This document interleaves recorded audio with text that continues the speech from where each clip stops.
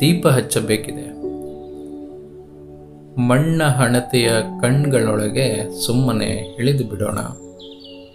ಒಡಲ ಕುಲುಮೆಯೊಳಗೆ ಬೇಯುವ ಕಣಗಳು ಶ್ರುತಿಗೊಳ್ಳಲಿ. ಮನ್ವಂತರದ ಹೊಸಗೆಗಿಂದು ದೀಪ ಹಚ್ಚೋಣ. ಹೊಸದು ತಿರಿಯೊಂದು ಸಿದ್ಧವಿರಲಿ. ಬರಿದೇ ಹೊಗೆಯುಗುಳುವ ಬತ್ತಿಗಳೆಲ್ಲ ಹುರಿದು ಕರಕಲಾಗಲಿ. ಬಡ ಕೂಸುಗಳ ಕಣ್ಗಳೊಳಗೆ ಕಾಡಿಗೆಯಷ್ಟು ನಗು ಚೆಲ್ಲಿಕೊಳ್ಳಲಿ. ಕಲಬೆರಕೆಯ ನಂಜನ್ನೆಲ್ಲ ಗಾಣದೊಳಗೆ ಇಂಗಿಸಿ ತೈಲವೆರೆವ ಹೂಮನಸ್ಸುಗಳಿವೆ. ಕೈ ಯಾರದ್ದಾದರೇನು? ಕನಸಿನ ಬೆಳಕು ನಗುತ್ತಿರಬೇಕು. ಬುಡದ ಕತ್ತಲೆಗೂ ಸ್ವಾಭಿಮಾನವಿದೆ.